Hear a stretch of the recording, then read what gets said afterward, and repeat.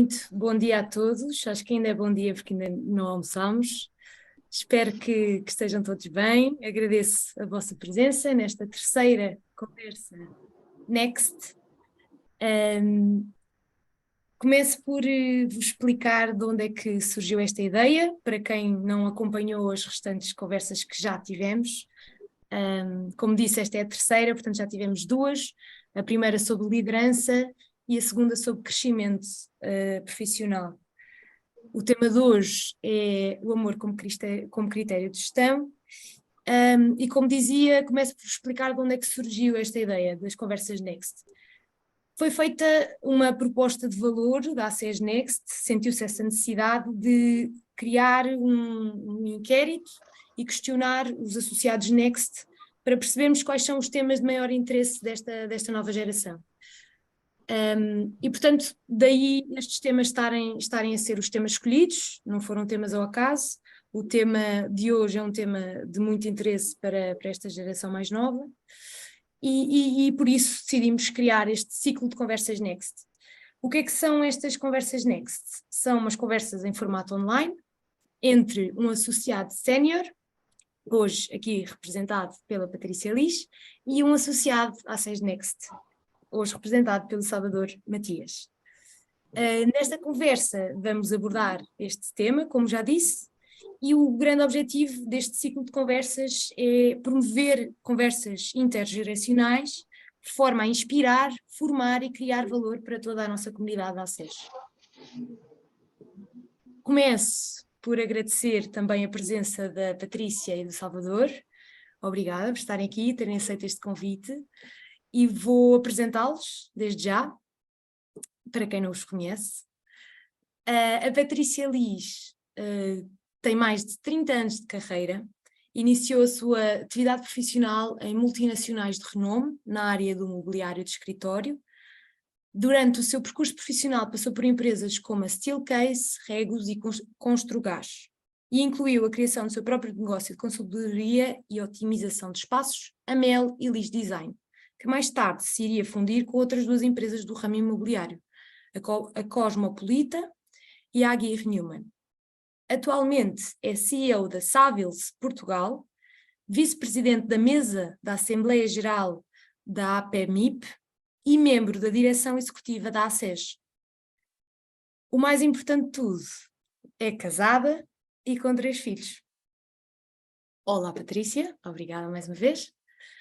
E o nosso Salvador tem 34 anos, é casado e pai de 2 filhas cá fora, uma na barriga, portanto já são 3. É licenciado em Gestão na Católica e mestre em Marketing e Estratégia também na Católica e na BI Norengin. Atualmente trabalha na Macro como National Account Manager e tem especial interesse por assuntos relacionados com gestão, empreendedorismo e inovação. É também responsável pela ACES Next. Obrigada aos dois por terem aceito este convite, mais uma vez. E antes de vos passar a palavra, vou só dar aqui uma pequena introdução ao tema de hoje. Como já referi também, o tema é o amor como critério de gestão e nada melhor do que começar por citar algumas frases escritas por António Pinto Leite no seu livro com este mesmo nome, O Amor como Critério de Gestão.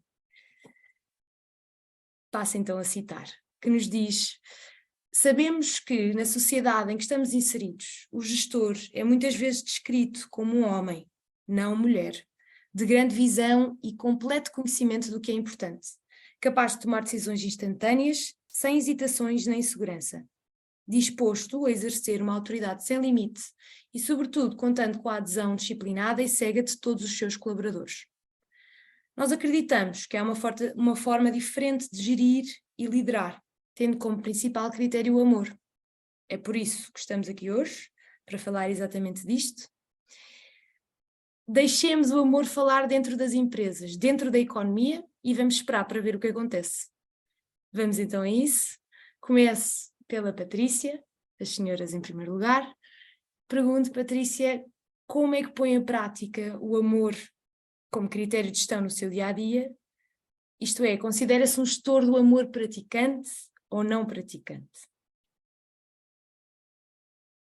Está com o microfone desligado, Patrícia.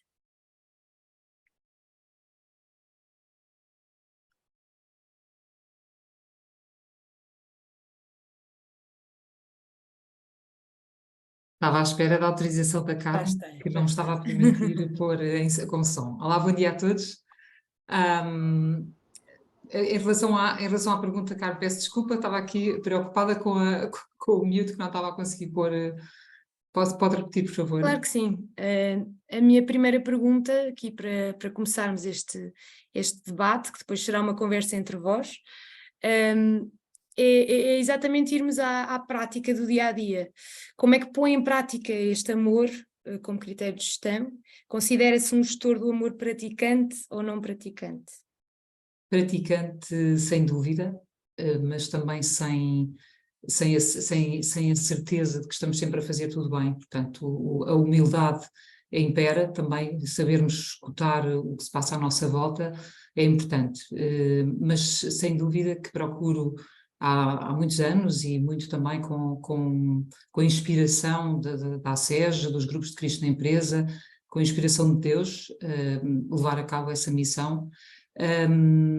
Eu diria que o ser praticante nestes critérios é complexo, é exigente, é preciso fazer escolhas difíceis muitas vezes, mas ter sempre as pessoas, a dignidade do trabalho e aquilo que são os princípios mais amplos do que apenas a maximização do lucro, não que esteja contra o lucro, estou a favor dele, porque ele, de forma também criteriosa, pode aportar e fazer as pessoas prosperar.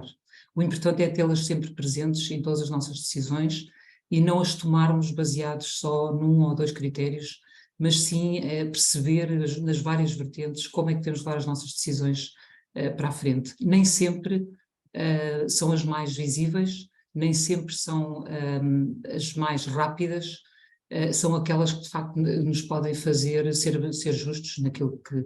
E tenho muitos exemplos ao longo da minha carreira profissional e sobretudo como empresária desde há 25 anos e gestora, de exemplos de momentos difíceis em que tivemos que dizer que não, por exemplo, aos nossos colegas e sócios de Espanha, quando numa primeira abordagem à crise do subprime nos dizem, vêm a Lisboa e dizem temos que despedir, se calhar vamos ter que despedir pessoas, saber dizer que não nesses momentos, ter coragem, não nos deixarmos abalar muitas vezes porque são pessoas ou mais experiência, ou porque são sócios maioritários, ou porque é um grupo de trabalho muito amplo, não termos medo de dar a nossa opinião e de fazer com que esse curso mais mediático das situações possa ser invertido. Nessa altura aquilo que dissemos foi, então os primeiros que devem despedir será a mim e ao Paulo, que na altura já estávamos ambos, como estamos hoje, na gestão desta empresa. E na altura isso não aconteceu, nós fomos criativos, procurámos, era de facto um momento difícil, a crise do subprime foi ampla, durou 4 anos, foi difícil para o imobiliário, mas nós procurámos de forma criativa reduzir as nossas despesas, mantendo as nossas pessoas, até porque sabemos que o despedimento fácil em momentos difíceis torna a vida depois mais difícil na retoma das empresas e também na retoma da atividade, na retoma dos resultados. Tudo isto é muito falado hoje em dia, felizmente. Há 30 anos não o era, há 25 também não, há 20 também não muito. Felizmente hoje já é mais falado e mesmo fora da esfera cristã, que obviamente digo com toda a abertura a quem comigo trabalha que sou cristã, que sou católica, mas à parte disso, quem não o seja, encontra sempre muitos motivos e muitas razões na dignidade humana para levar estes critérios pela frente.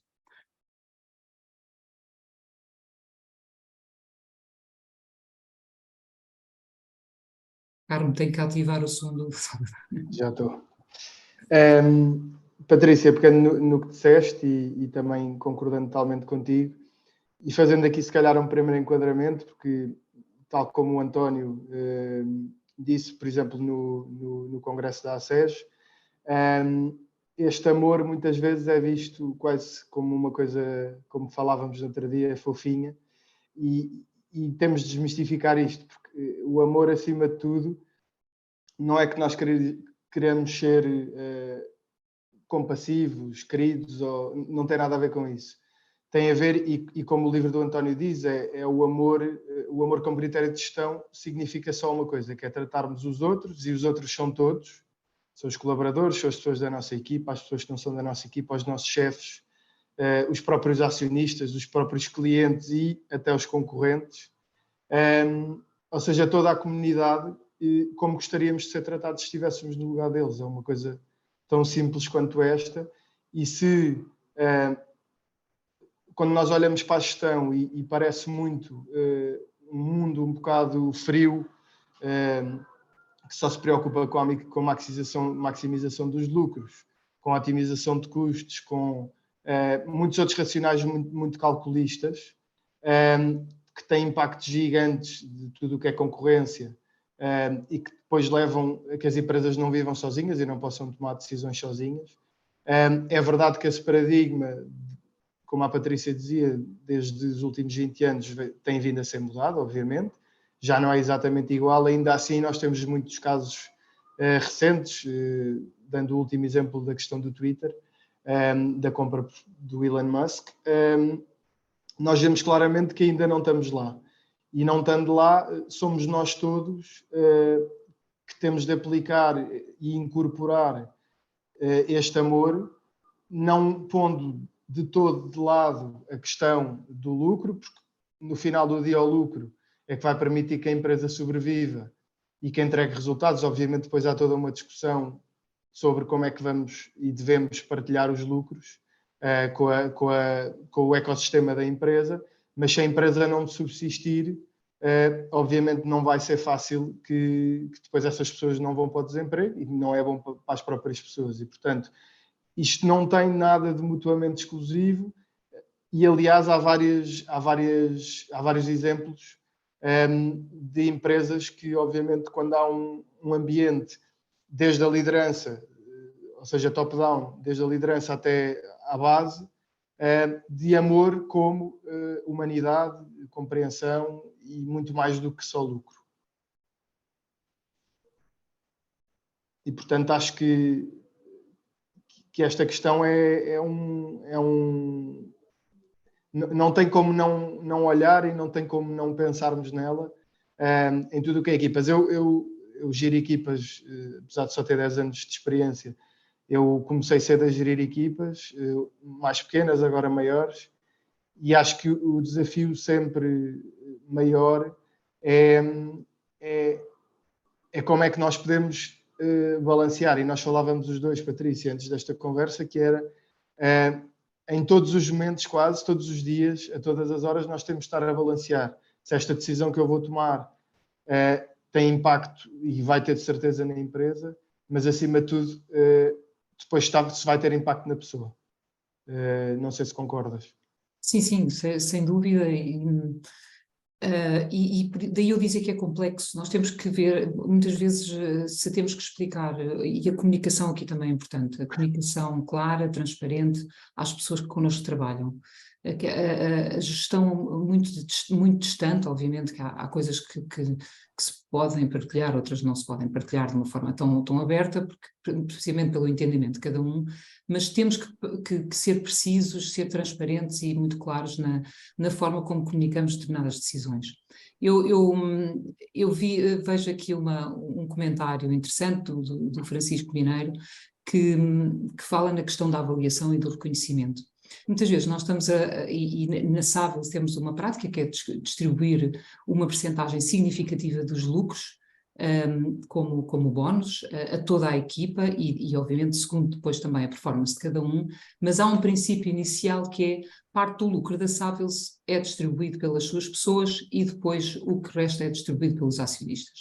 E de facto uma forma que me parece bastante equilibrada e que muitas vezes quando o estamos a fazer, se não explicamos o critério com que o estamos a fazer de forma clara, as pessoas podem ter um sentimento de olhar só para si próprio e para o seu caso e não olhar para o todo. E aqui é que está a complexidade. É nós, quando estamos a distribuir, nós temos que perceber muito bem se estamos a cumprir, de facto, com critérios de justiça e explicar esse critério, porque se não se explica é muito fácil as pessoas sentirem que foram lesadas ou porque hoje as pessoas partilham muito, partilham as suas, temos aqui situações muito concretas, as pessoas partilham o seu salário, partilham bónus que receberam, e para nós tem sido sempre relativamente simples, naquilo que pode ser a simplicidade de explicar porque é que se deu prémio a uns ou a outros, ou mais a este ou menos àquele, mas perceber que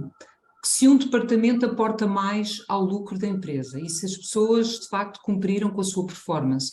E aqui também o espírito de grupo que se vai gerando ao longo do ano também como cultura empresarial. A própria critério de distribuição, por muito subjetivo que seja, e nós temos critérios subjetivos e objetivos, que são baseados em resultados e baseados naquilo que é a performance diária de cada um, por avaliações de desempenho, através dos diretores e de próprias conversas diretas com as pessoas, e tudo isso, todo esse processo permite-nos depois explicar de uma forma clara porque é que as coisas são feitas e porque é que as decisões são tomadas dependendo de cada departamento.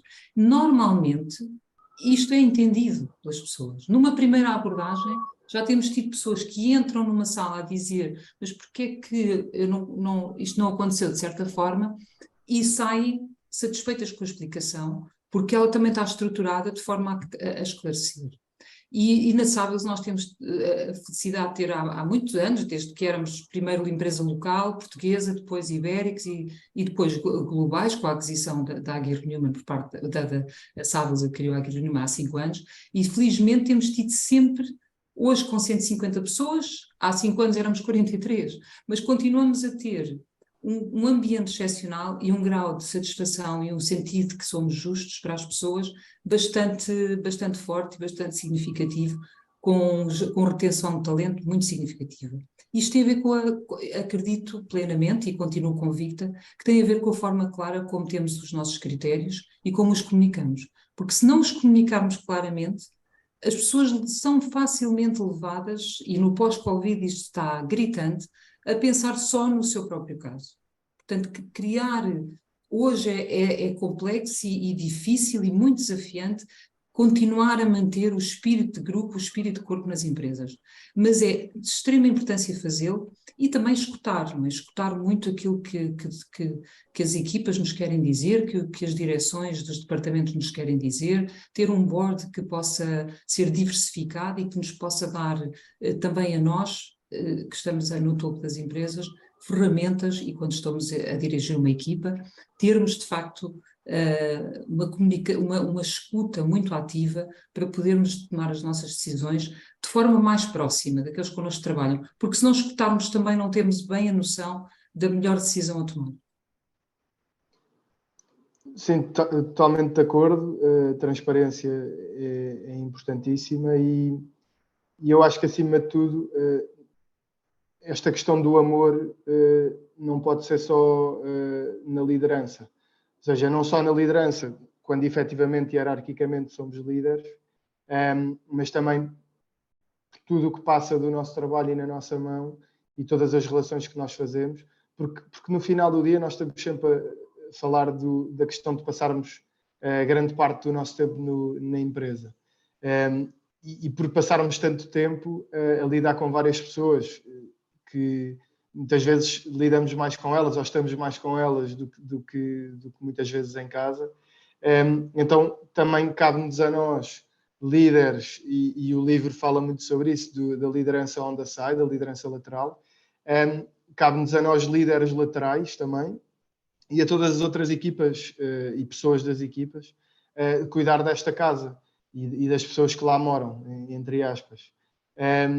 Portanto, esta empresa e o Código de Conduta da ACES também refere isso, que a empresa é uma comunidade humana, ou seja, onde as pessoas têm obviamente um mesmo objetivo e alicerçado nesses objetivos e bónus e toda a política de recursos humanos e de remuneração que falavas, e e tem os mesmos interesses, que é que a empresa prospere no final do dia. As equipas fazem que haja uma orientação comum, com todas as dificuldades que existem de comunicação no meio, e todos têm de cooperar para a coisa correr bem. Obviamente há conflitos, e os conflitos também são necessários para as empresas crescerem, porque a empresa está focada em produzir. E no meio disto tudo, no meio deste barulho das luzes, o amor de toda a gente, não é só dos líderes, para mim é a coisa mais importante, é a humanidade, é o perceber o lado do outro, porque senão, no final do dia, há muito mais conflitos do que os que deveriam existir. E, portanto, só pegando na parte da transparência que falavas, que eu acho crucial, é também ligada à transparência. Quando as coisas são transparentes, depois as pessoas também percebem qual é o caminho, e havendo um caminho comum, e havendo uma percepção de que as coisas não se resolvem numa ilha, acabamos por ter empresas, e está provado, empresas com os tais best place to work, onde há confiança, onde há transparência, mais uma vez, onde não há medo, e depois os resultados acabam por aparecer. Toda a gente sabe quando é para trabalhar, quando é para estarmos em off-sites, é para estar em off-sites, e todas se respeitam, e muitas delas nem percebem que estão a ter amor, mas efetivamente estão, porque estão a ser humanas, estão a ser compreensivas, e estão a trabalhar todas em prol do grupo e não delas próprias. É sem dúvida, Salvador, é fomentar, não é? Fomentar esse, porque não podemos, lá está, mais uma vez, não podemos estar sozinhos temos que procurar aliados, não é? Quem são os nossos aliados? E muitas vezes é pegando em pessoas que sentimos que estão mais abertas e responsabilizando também um pouco essas pessoas, dando-lhes poder também e capacidade de poder também passar este tipo de mensagens. É muito importante, não é? Mais uma vez a partilha de responsabilidades, a proximidade ajuda imensa a que tudo isso funcione de outra forma. E tudo isso é de facto amor como critério de gestão, porque, uma vez mais, as decisões, quando se querem justas e concretas, não são de facto fáceis, não são simples, dá mais trabalho, eu diria, do que olhar só para os números. Claramente, e falávamos há bocado sobre ainda mais importante quando se começa a liderar pessoas, e muito mais no teu caso, onde é liderar em conjunto com o Paulo, ou seja, uma quantidade enorme de pessoas com decisões eu ainda não tenho que tomar, mas que um dia espero tomar, muitas delas difíceis, e é um bocado a mensagem que nós temos de passar, é que a liderança, à luz do amor e da humanidade, não é uma coisa ingênua e que falávamos querida e fofinha, não é nada disso, é uma experiência com provas dadas, não é ingênua nem é contra o lucro, como dizias, olha muito para o longo prazo, que eu acho muito importante. Portanto, às vezes as decisões são tomadas no curto prazo e toda a gente as percebe, muitas vezes as decisões são tomadas no longo prazo e ninguém as percebe muito bem. Muitas vezes não vai evitar sofrimento, não é fácil, mas os líderes cada vez mais queremos que sejam pessoas muito mais completas e não, como a Carmen dizia, aquele líder à antiga que eu mando, vocês fazem, eu sou infalível. Não, e acho que as lideranças têm caminhado para isso, não só para a diversidade, obviamente, porque eu acho que no final do dia, e falava-se isso na última talk com o Diogo e com a Beta, que tem tudo a ver com a diversidade também, porque os homens e as mulheres também trazem valências diferentes para a liderança, têm sensibilidades diferentes e visões diferentes do mundo, e isso, parecendo que não, é uma riqueza inigualável. E quando assim a liderança é muito mais diversificada e tem muito mais preocupação ao dia de hoje com os bem-estar. Daí, antigamente não se faziam surveys de satisfação interna, hoje em dia quase todas as empresas fazem-se, tomam-se ações em cima disso, as pessoas percebem que efetivamente podem falar sem medo e que as coisas acabam por acontecer quando são possíveis de acontecer. Obviamente que todos dizem que gostavam de ganhar mais 200% ao ano, mas isso não é possível e, portanto, tentando agradar o máximo a todos. E, portanto, exige muita sabedoria e, como tu dizias, exige muito sentido de medida em todos os momentos. E isto é mesmo importante. Ser coerente, não é? Sermos coerente. sermos consistentes e coerentes. É realmente em tudo, eu tenho muito o princípio de Santo Inácio de Loyola, em tudo amar e servir. E de facto, né, passando aqui também para o tema daquilo que é a dignidade das pessoas no trabalho e daquilo que é o reconhecimento, não tanto na parte mais numérica, mais financeira da questão, mas naquilo que é dignificar e as pessoas estarem felizes onde estão e sentirem-se reconhecidas também em determinados momentos. Eu conto-vos uma história breve sobre... Eu estive 5 anos numa associação ligada ao ensino, aliás, na direção executiva de uma escola internacional, e às páginas tantas, depois de uma pessoa que foi a pessoa principal na escola, a fundadora da escola, num determinado momento já não estava, dizia-se que já estava um pouco com a escola com um determinado número de anos, já podia estar, foi ótima no início, mas já podia estar a ficar ultrapassada naquilo que era o dia-a-dia da escola. Estava-se a descurar, e estávamos em reunião, e estava-se a descurar aquilo que foi, de facto, o trabalho excepcional daquela pessoa nos primeiros anos, praticamente 10 anos da escola. E é nestes momentos em que nós temos uma sala inteira que, entusiasmada, com algum entusiasmo, diz isto tem que acabar e tem que acabar já, porque houve uma queixa daqui, dali, e que estamos todos influenciados com um determinado contexto, a dizer-se, esperem, há um legado e há um trabalho consistente, uma ação de prosperação claríssima, uma entrega fundamental que levou o projeto até onde ele chegou. Não há outra forma de se fazerem as coisas, não há outra forma de serenarmos o nosso espírito e mantermos a dignidade até ao fim desta pessoa que tanto deu a este projeto. E, de facto, onde é que está o plano B, não é? Onde é que está o plano B? E o plano B aconteceu, e as pessoas, as 8 pessoas que estavam naquela sala mudaram, contestaram inicialmente, mas mudaram a sua opinião, e passado uns meses, quando eu vejo, em vez de uma pessoa sair numa situação quase de ir para tribunal, em que estava tudo muito revoltado, está-se a homenagear a pessoa de uma forma digna e de uma forma com um humanismo que não tinha nada a ver com aquilo que 5, 6 meses antes se estava à espera.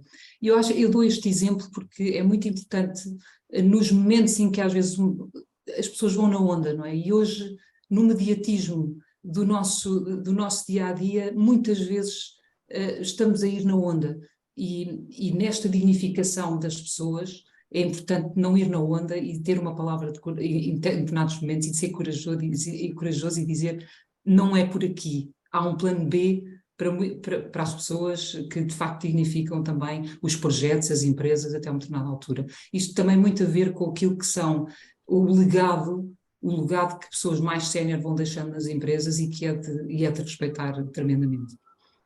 Sim, e no caso das multinacionais isto ainda é mais visível porque as pessoas até bastante cedo passam quase a ser descartáveis e obviamente todos temos o nosso time frame, mas concordo plenamente. E depois nós católicos ainda temos um extra que é uma motivação interna para sermos cada vez melhores, mas também um escrutínio ainda maior, porque também, tal como disseste, não temos nenhuma vergonha em dizer que o somos, e portanto também somos mais escrutinados, que é mau e bom, mas obriga-nos sempre mais a andar na linha, sermos consistentes e coerentes, porque depois tem tudo a ver com a integridade de vida e afirmar os valores em que nós acreditamos, os valores essenciais, e que depois muitas vezes até acabam por mudar, e então quando quando estamos em lideranças de empresas, acabam por mudar muitas vezes o comportamento da organização inerentemente. Claramente de acordo. As pessoas estão cansadas também e fazendo aqui um ponto, estão cansadas desta falta de integridade e de coerência, desde a política até muitas vezes às grandes empresas, e portanto, quando nós temos ética, quando nós temos amor e quando nós somos consistentes e íntegros, acabamos com todas as nossas falhas, acabamos por ter algum caminho e por deixar algum legado, mesmo que seja na nossa equipa de 4, 5 pessoas. Muito mais nas empresas grandes, sem dúvida. Não queria estar aqui a interromper esta conversa que está a ser tão fluida, mas queria aqui tocar num ponto que já foi tocado pela Patrícia. Queria também saber do teu lado, Salvador, de que forma é que conseguimos inspirar os outros também a praticarem o amor, porque como vocês diziam muito bem, como católico temos esse tal escrutínio e temos essa motivação interna para o fazer, mas para as pessoas que estão à nossa volta, ou as pessoas da nossa equipa e mesmo pessoas que não trabalhem diretamente connosco, como é que podemos inspirá-los a praticar também o amor como critério de gestão? E depois queria também pedir alguns exemplos mais reais que tenham acontecido, a Patrícia também já aqui partilhou, do teu lado, Salvador, se tens assim algumas histórias que tenha sido mais difícil de praticar, alguma história que queiras partilhar connosco. Sim, é assim, eu acho que em termos de inspiração vai depender sempre da maneira que cada um acima de tudo, ou seja, nem todos somos aqueles líderes que dizemos aquelas frases incríveis e que as pessoas pensam sobre elas e percebem que fazem sentido. O que eu acho é que vai ligar um bocadinho com o que eu acabei de dizer antes. Tem a ver com integridade e com justiça / transparência. Se tu fores esta pessoa que não diz uma coisa e faz outra, que tem integridade de vida dentro e fora da empresa, que defines os teus limites e defines os limites às pessoas que trabalham contigo, elas vão acabar por te respeitar e mesmo que não concordem, porque não vão concordar, é impossível, com todas as tuas decisões, e muitas vezes algumas delas são duras. Eu, graças a Deus, nunca passei por um despedimento e muitas vezes as empresas, por mais que se tente evitar, têm de o fazer para continuar a sobreviver, pelo menos para as pessoas que ficam. Mas acima de tudo é tu conseguires de forma natural e íntegra e consistente ires mostrando qual é o caminho que a tua equipa deve seguir. E eu tento muito fazer isso, porque depois acabo por achar que elas percebem que o que este marmanjo que está aqui à frente diz faz sentido. Ou pelo menos a maneira como ele diz faz sentido. Eu posso até não concordar com o output, mas faz sentido. E, portanto, eu vou seguir. Posso dar a minha opinião e não concordar com algumas coisas. Eu sei que ele vai ouvir. Mas no final do dia eu vou seguir o que ele diz, porque já demonstrou por A mais B e noutras situações que fazendo desta maneira, em princípio, as coisas muitas vezes acontecem. E, portanto, se tu conseguires fazer isto e tendo na tua equipa ires ganhando o respeito através de ações pequeninas, não discriminando, tentando trazer todos para o mesmo barco e não querendo parecer aqui muito lírico, eu acho que as pessoas depois respeitam e percebem que aquele é o comportamento a adotar. E depois às vezes tens de ser duro, outras vezes tens de quase levar ao colo, mas o equilíbrio é sempre a base. Eu partilho uma história que mais uma vez vem na liderança on the side. Eu, quando entrei na antiga empresa onde estava a haver mudanças gigantes dentro da empresa, e eu, quando entrei, havia uma pessoa que trabalhava há 20 anos nessa empresa e que estava um bocado encostada à parede por várias razões. E quando me recebeu, eu era quase uma ameaça, Portanto, ele era da minha equipa, mas era meu par. E acho que foi muito este trabalho, que por acaso em mim eu acho que é natural, mas que muitas vezes tem de ser em esforço porque a outra pessoa não está a dar. Eu consegui influenciá-lo e ele depois, positivamente, como dizia, em liderança lateral, e eu acabei por ganhar a confiança natural dele. Hoje em dia somos muito amigos, uma pessoa que tem idade para ser meu pai, e que no final do dia ele acabou por sair da empresa, a bem, graças a Deus, e continuamos a falar, e ele próprio diz que as coisas que eu, passinho a passinho e muito devagar, me fui inserindo na vida dele, profissional, que depois abriu para a parte, obviamente, pessoal, ajudá-lo a mexer melhor em tecnologias, que ele tinha algumas dificuldades, e eu, ao princípio era difícil porque ele não pedia ajuda e demorava 30 vezes mais a fazer as coisas. É um bocado estas coisas que é, bocadinho a bocadinho, a pessoa vai-te respeitando, vai abrindo a porta, e tu começas a perceber: esta pessoa fez isto comigo, porque é que eu não hei de fazer com ele? E posso dar também um exemplo da empresa onde eu entrei. Portanto, multinacionais, nós sabemos sempre que têm uma sede por resultados, não diria maior, mas há uma pressão grande de resultados. Eu trabalho na área comercial há 10 anos e, portanto, vivo com essa pressão diariamente há 10 anos. Mas a verdade é que nós, em cima desta pressão, também temos que conseguir filtrá-la para as equipas. E uma das coisas que eu sou muito rígido é nos horários de trabalho. Portanto, eu não gosto de estar a receber mails às 11 da minha equipa, porque elas deviam estar a trabalhar àquela hora.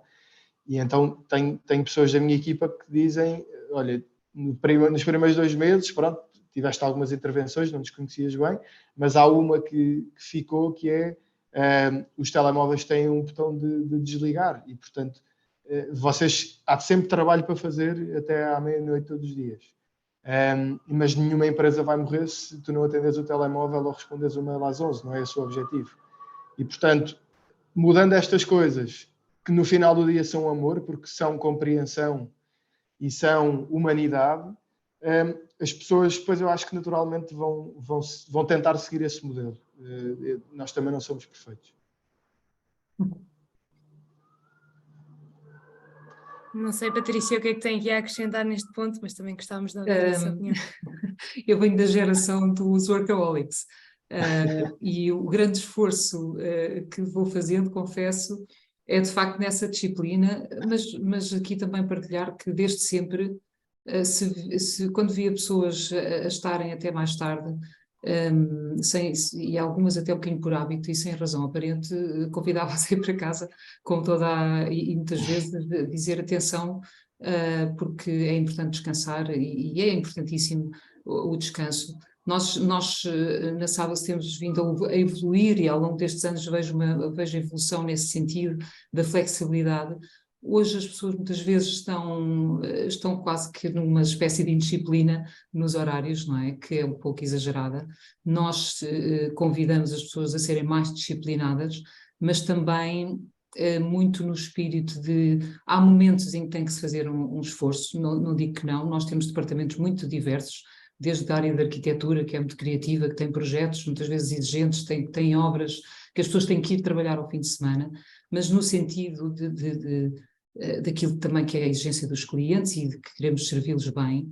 Mas, mais uma vez, há sempre formas de equilibrar, e muitas vezes tem a ver com mais dias de descanso, que as pessoas poderem ter, quando estão de férias, alargar as suas férias, ter dias de descanso a seguir a uma entrega de obra que exige, de facto, pela competitividade também precisamos ter, exige mais esforço, e as pessoas sentem esse fine-tuning de preocupação constante pelo próximo, não é? Por aquilo que nos ajuda, por aquilo que ajuda a empresa. E mais uma vez, nós temos um grupo de direção, um grupo de trabalho na direção da empresa, que eu já lhes disse no início deste ano e continuo a dizer que têm sido sempre bons e vindo a melhorar, e congratulo-me ter um corpo diretivo excepcional, não consigo dizer tenho este ou aquele diretor ou esta ou aquela pessoa menos comprometidas com a empresa, e muito por isto, porque são pessoas que lhes faz sentido este tipo de gestão e porque gerem as suas pessoas e as suas equipas também neste sentido. Eu já não preciso me preocupar se este tipo de cuidado com as pessoas, no sentido do seu equilíbrio família, trabalho, lazer, descanso, como é que ele é conseguido. E sabemos que há muitos formatos, há muitos, nós sabemos, por exemplo, enquanto continuarmos a ter uma sociedade em que os supermercados estão abertos tantas horas por dia e ao fim de semana, e eu sou muito por pelo menos fechar ao domingo à tarde, deviam fechar, senão o domingo todo e nós resolvíamos a nossa vida na mesma, mas à parte disso, é preciso encontrar formas, até porque as pessoas hoje têm esse mindset, têm também essa diversidade de formas de estar e de viver, encontrarmos sempre este tipo de solução, não é? Onde é que está o equilíbrio? E eu acho que é aí que está sempre o âmago da questão, o equilíbrio, não é? Onde é que está o equilíbrio? Onde é que está o equilíbrio de eu pagar atempadamente aos meus fornecedores? É no cuidado que tenho em faturar a tempo e horas? É ter uma equipa oleada que se preocupa em fechar os trabalhos rapidamente para que se possa faturar? É termos a coragem de pedir dinheiro aos nossos clientes na altura certa para podermos pagar atempadamente a quem nos permite prestar um serviço de excelência. E este jogo de equilíbrio é constante, é internamente, é externamente, de facto o equilíbrio de trabalho-descanso é igual, e hoje, de facto, eu vejo as pessoas aqui há uns anos saíam, se tivéssemos um projeto muito exigente, se calhar saíam daqui às 11 da noite, alguns chegaram a sair às 2 da manhã algumas vezes, hoje sair tarde se calhar é quando há um projeto a sair às 9 ou às 10, que é muito, ainda é muito, e não acontece sempre. Porquê?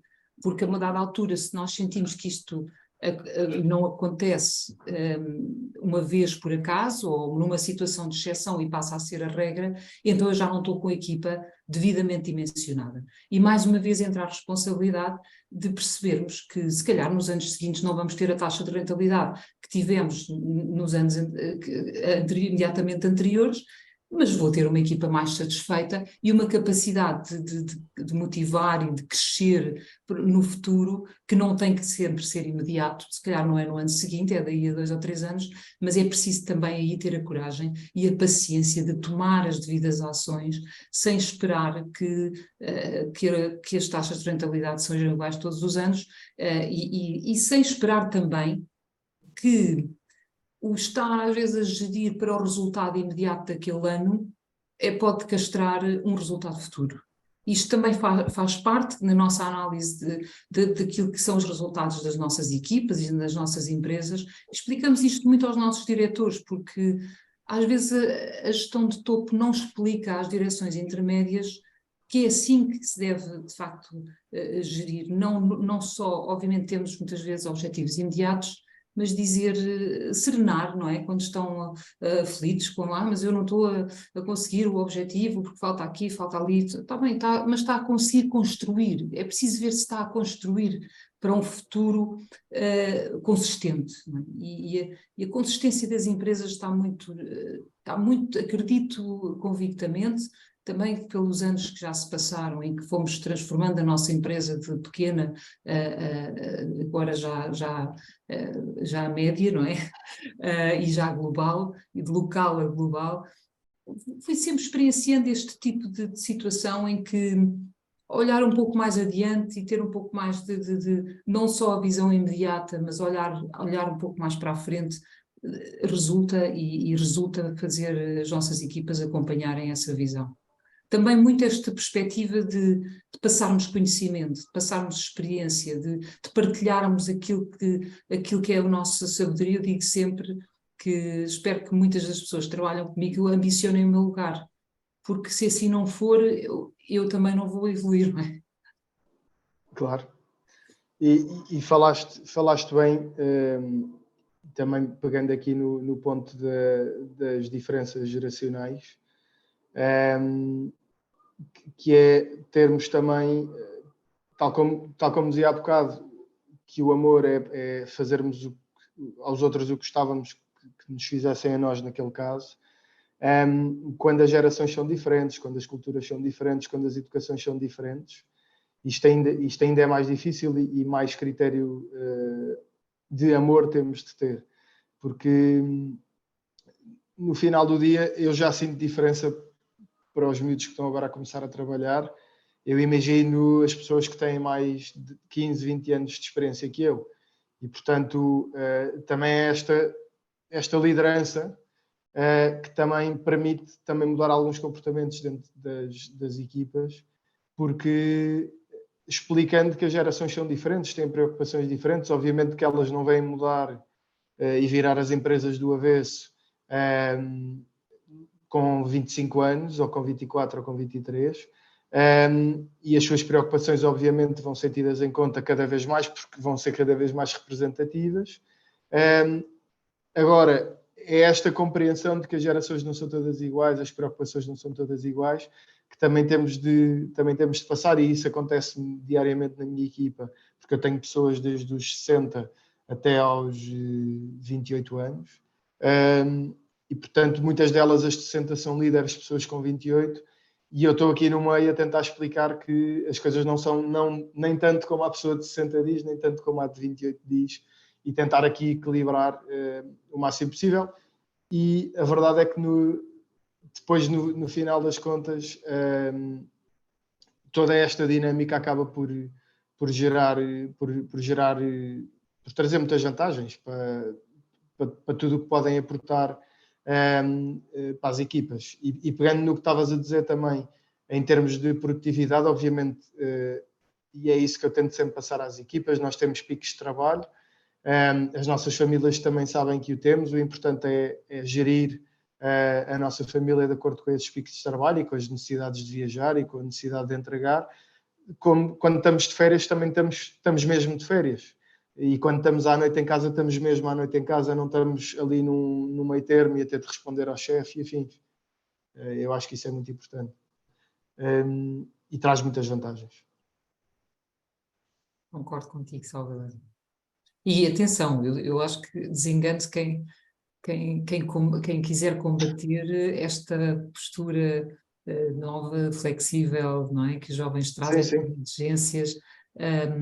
É certo, não escondo também, isso é desafiante, porque às vezes também se sente que se está a baixar muito a guarda, eu diria, naquilo que são as necessidades de levarmos com muita consistência os nossos projetos para a frente, porque há um certo facilitismo que também nos cabe a nós, quem está, até quem está nisto há mais anos e mais sénior e que possa ter experienciado também já momentos diferentes do mercado, que eu assisti, muitos dos que estarão a assistir recordar-se-ão que no pré-crise do subprime, em 2007, 2006, as pessoas quase que entravam nas entrevistas a dizer quais eram as condições que queriam, porque o mercado de trabalho estava fortíssimo, como está agora. E pouco tempo depois as coisas mudaram drasticamente e passei a ter pessoas com 15, 20 anos de trabalho a dizer que não se importavam de fazer trabalhos menores, mas queriam era um emprego. É preciso ir percebendo de facto estes ciclos e aquilo que é necessário fazer para que as coisas de facto entrem em equilíbrio. Aquilo que nós assistimos neste momento nos Estados Unidos da América em termos da necessidade de atrair pessoas para o escritório e das empresas estarem a sentir os problemas que criou os exageros, portanto a tal falta de equilíbrio, é uma nota muito, muito importante para nos pôr em alerta. Acho que nesse aspecto a Europa fez melhor, muitas das empresas regressaram aos escritórios mais cedo, mas desenganemos, não será nunca como foi, e esta flexibilidade, e nós praticamos na Savills a flexibilidade de horários, a flexibilidade os dias de trabalho remoto.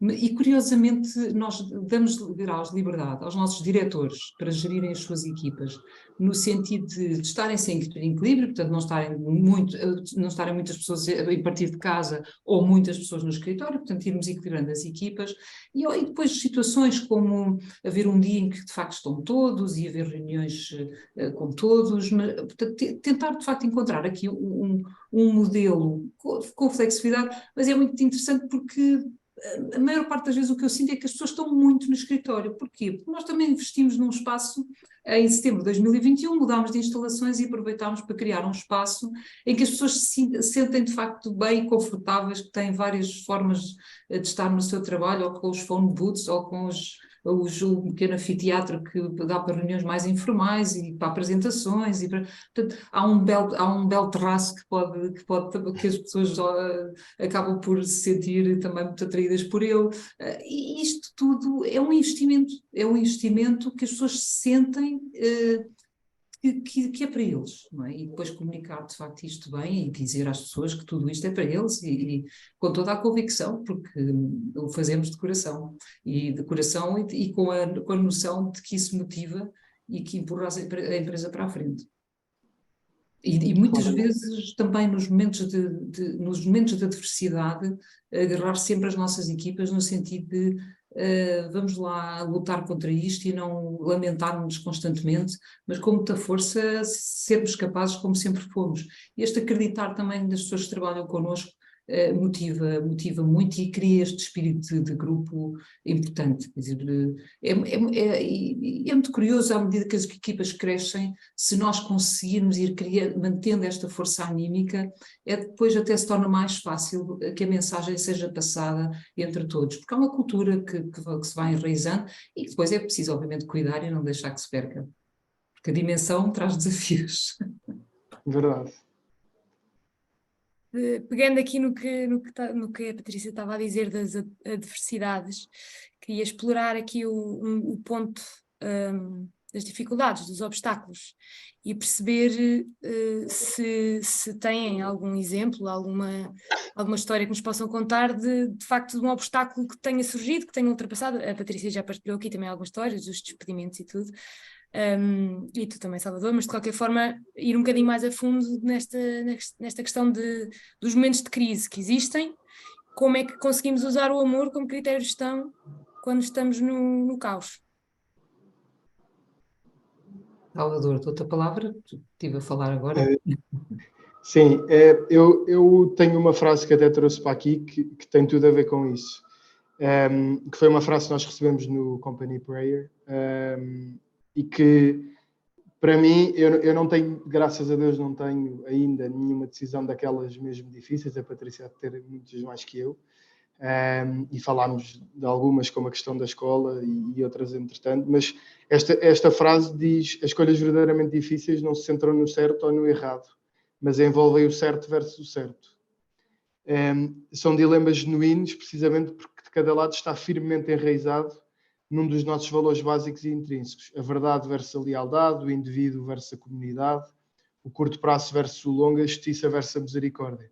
E para mim, isto é muito mais do que ter tido uma decisão realmente difícil, graças a Deus não tive, despedimentos, encerramentos de empresas, o que for.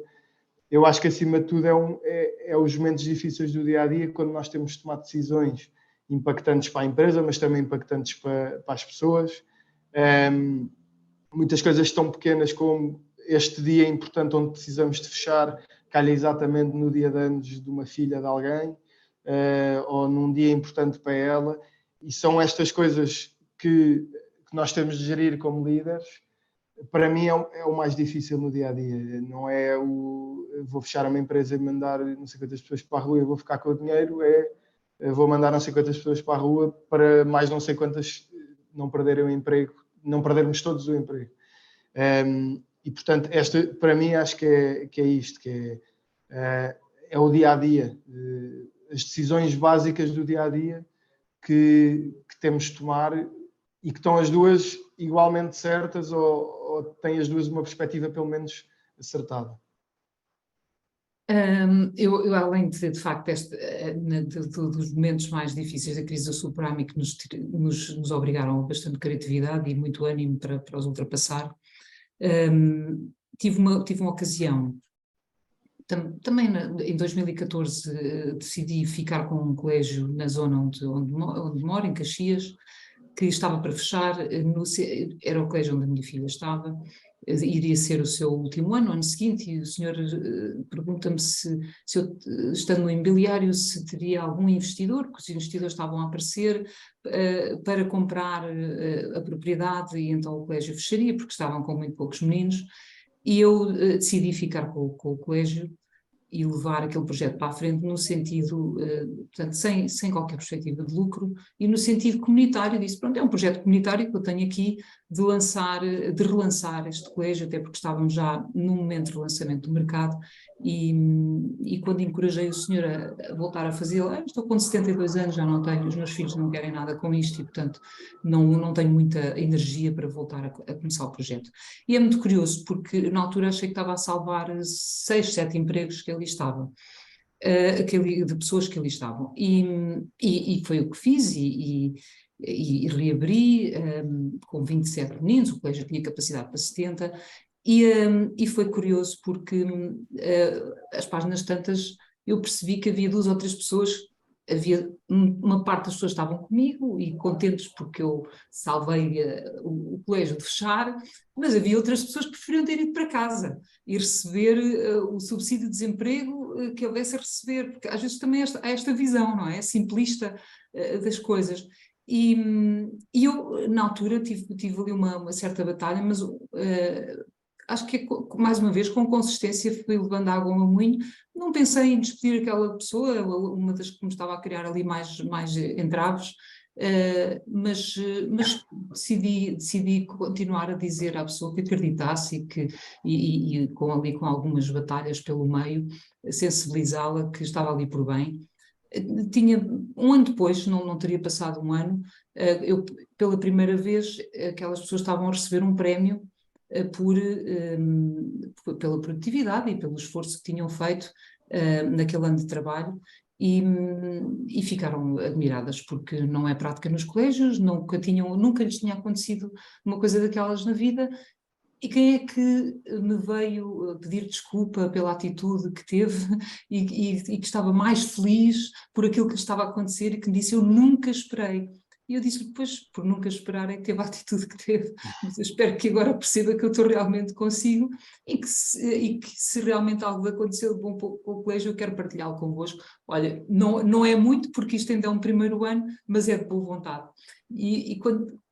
Com esta persistência e com esta atitude fui ganhando as pessoas e durante 6 anos tive o colégio. Infelizmente o proprietário, que era o antigo proprietário do colégio, o proprietário da propriedade, faleceu 2 anos depois com um cancro fulminante e a família depois eu não consegui renovar o contrato.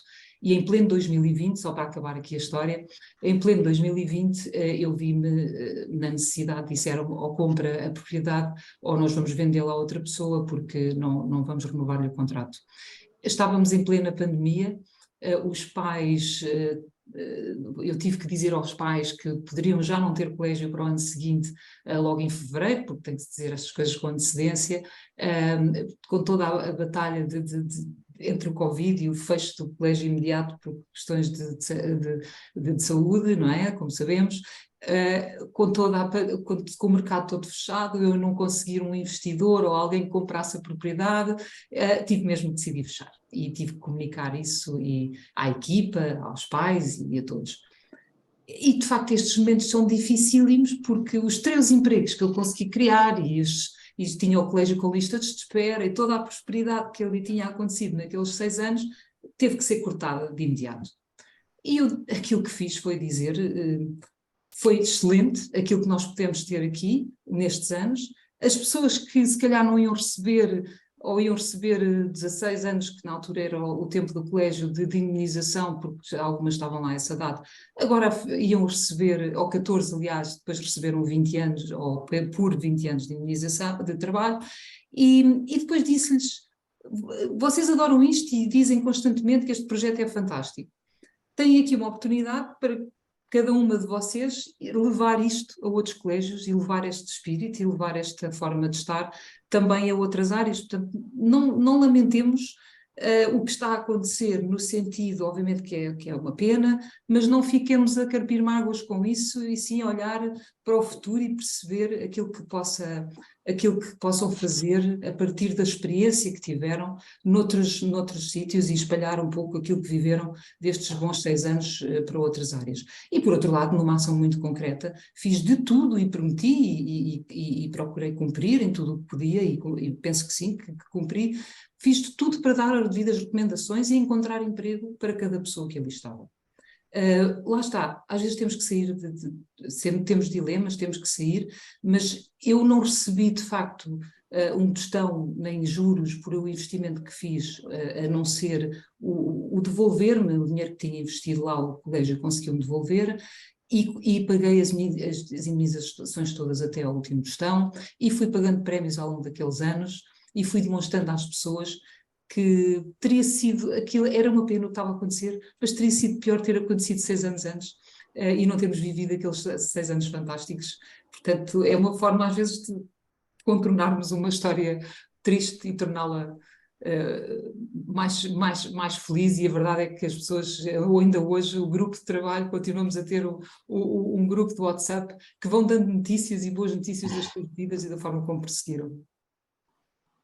Tão bom, Patrícia, obrigada, fantástica esta história e obrigada por esta partilha. E ao Salvador também. Já estamos aqui mesmo a terminar, já batemos o tempo. Queria só pedir-vos uma última nota muito breve a cada um de vocês. Salvador, o que é que pedes aos líderes mais velhos, ou que sugestão é que lhes pedes neste sentido, neste âmbito de tudo o que falámos, e para a Patrícia também, aos Next, à nova geração, o que é que espera deles?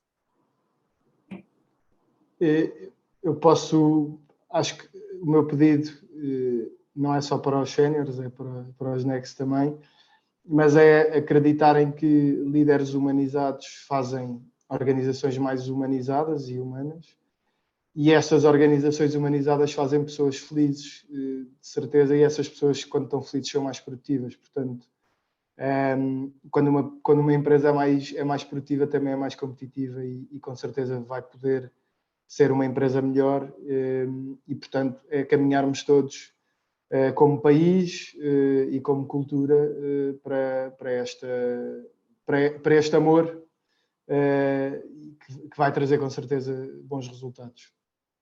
Eu, obviamente, que acrescentando àquilo que concordo plenamente com o que Salvador disse, eu diria que muita astúcia, muita determinação, não darmos as coisas por garantidas. As empresas nunca têm o futuro garantido se as suas pessoas de facto não estiverem atentas e dispostas a colaborar em tudo o que puderem, e sobretudo os jovens trazem uma frescura às empresas e novas ideias, partilhem-nas com abertura, que os séniores estão cá para escutar. Obrigada, Patrícia. Obrigada, Salvador, mais uma vez. Terminamos por aqui hoje. Deixo só uma última nota de que quem quiser adquirir o livro do António Pinto Leite pode enviar um e-mail para a SES diretamente e nós tens que mostrar. Exatamente. Não dá para ver. Pronto, é só contactar a SES e damos seguimento ao assunto. Obrigada aos dois mais uma vez e até breve. Obrigada também, e obrigada ao António que inspirou esta conversa. Verdade. Obrigado e que está aqui presente, é verdade. Exatamente. Obrigado. Obrigada. Bom dia.